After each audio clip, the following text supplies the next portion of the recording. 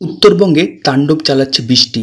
টানা বৃষ্টিপাতের জেরে দুর্যোগপূর্ণ অবস্থা উত্তরের একাধিক জেলায়। দিনভর তুমুল বৃষ্টি, থামার নাম নেই। এক কথায় বিপর্যস্ত জনজীবন। ওইদিকে দক্ষিণবঙ্গে গরম ও আপেক্ষিক আর্দ্রতার জেরে চরম অস্বস্তি।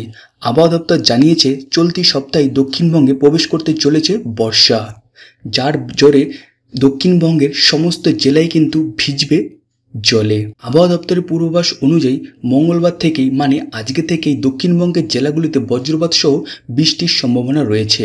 হালকা থেকে মাঝারি বৃষ্টির সঙ্গে সবকটি জেলাতেই ঘন্টায় 30 থেকে 40 কিমি বেগে দমকা হাওয়া বইতে পারে। বুধবার থেকে বাড়তে পারে বৃষ্টি। আজ বৃষ্টির সম্ভাবনা উত্তর 24 পরগনা, দক্ষিণ 24 পরগনা, পূর্ব মেদিনীপুর, পশ্চিম মেদিনীপুর, ঝাড়গ্রাম, পুরুলিয়া, বাঁকুড়া, পূর্ব বর্ধমান, পশ্চিম বর্ধমান, বীরভূম ও মুর্শিদাবাদে।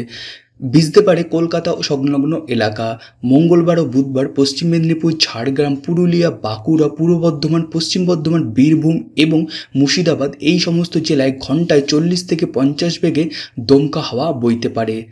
গতকালের মতো আজও পশ্চিম মেদিনীপুর, ঝাড়গ্রাম, পুরুলিয়া, বাঁকুড়া, পশ্চিম বর্ধমান এই সমস্ত জেলায় তাপপ্রবাহের সম্ভাবনা রয়েছে। বিকেলের পর থেকে কমবে তাপমাত্রা। আজ থেকেই দক্ষিণবঙ্গের জেলাগুলোতে বাড়বে বৃষ্টি।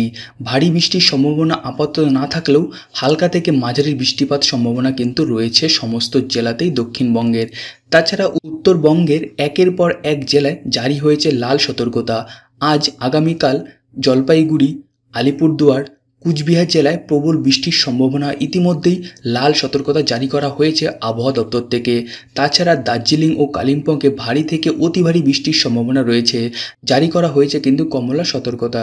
তো এই কটা ডিস্ট্রিক্টের মধ্যে আপনার বাড়ি কোথায় রয়েছে এবং আপনার এলাকায় কি এখনও পর্যন্ত বৃষ্টি শুরু হয়েছে কি না সেটা কিন্তু অবশ্যই নিচে কমেন্ট বক্সে কমেন্ট করে দেবেন এবং প্রত্যেক দিন আবহাওয়ার খবর জানার জন্য কিন্তু অবশ্যই আমাদের এই চ্যানেলটাকে সাবস্ক্রাইব করে রাখবেন। ওকে, আশা করছি আপনাদের ভিডিওটা খুব হেল্পফুল হবে। যদি ভিডিওটা ভালো লেগে থাকে তাহলে অবশ্যই লাইক করে দেবেন, শেয়ার করে দেবেন। Thank you and Jai Hind.